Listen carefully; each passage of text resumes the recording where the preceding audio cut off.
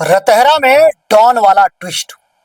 Don को पकड़ना मुश्किल ही नहीं, नामुमकिन है।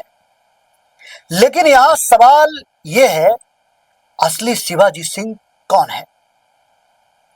रीवा के बहुचर्चित रतहरा भूमि प्रकरण में अब कहानी जमीन के कागजों से निकलकर किसी सस्पेंस फिल्म की पटकथा जैसी दिखाई देने लगी है। सूत्रों के मुताबिक मांडवी सिंह के पिता शिवाजी सिंह की मृत्यु की पुष्टि पहले ही हो चुकी है, लेकिन इसी बीच उसी नाम का एक और शिवाजी सिंह भूमिस्वामी के रूप में चर्चा में आ जाता है। अब सवाल यह है कि आखिर यह नया शिवाजी सिंह आया कहां से? कहीं रतहरा की फाइलों में भी डॉन फिल्म जैसा किरदार परिवर्तन तो नहीं, जहां एक चेहरा गायब होता है और दूसरा उसी पहचान के साथ कहानी में प्रवेश कर जाता है।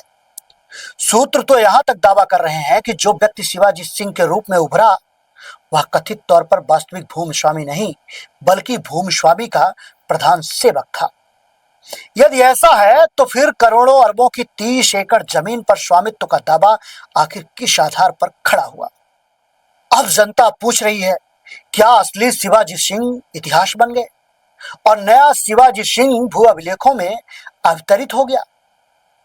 क्या यह महज संयोग है या किसी बड़े खेल की पटकथा? क्या ईओडब्ल्यू की चार्जशीट के बाद यह रहस्यमयी किरदार सामने आएगा? रतहरा की कहानी में फिलहाल सबसे बड़ा सवाल जमीन नहीं बल्कि पहचान है, और जब तक यह रहस्य नहीं सुलझता तब तक लोगों के बीच एक ही चर्चा गूंजती रहेगी, डॉन को पकड़ना मुश्किल ही नहीं, नामुमकिन है। लेकिन रतहरा में सवाल यह है कि आखिर असली शिवाजी सिंह कौन है? आखिर मांडवी सिंह के पिता शिवाजी सिंह की मृत्यु के बाद भूमिस्वामी के रूप में सामने आया यह दूसरा शिवाजी सिंह कौन है?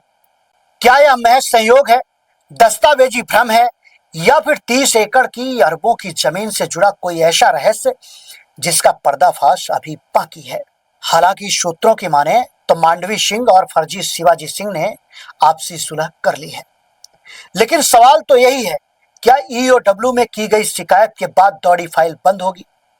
ईओडब्ल्यू ने साफ कह दिया है कि उनके समझौते से कोई फर्क नहीं पड़ता। ये भी कह रहे हैं कि दोनों लोगों का आपसी समझौता भी हो चुका है।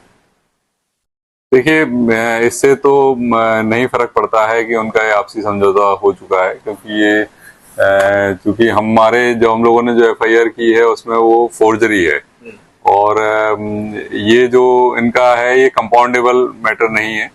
अगर इनका आपसी समझौता भी हो जाएगा तो उससे केस की मेरिट पे कोई असर नहीं पड़ेगा। चार्जशीट पेश होगी, उसके बाद कार्रवाई भी होगी। अब इसमें आपकी क्या राय है? हमें कमेंट बॉक्स में जरूर बताइए और देखते रहिए हर सच की पहली दस्तक टीवी फर्स्ट।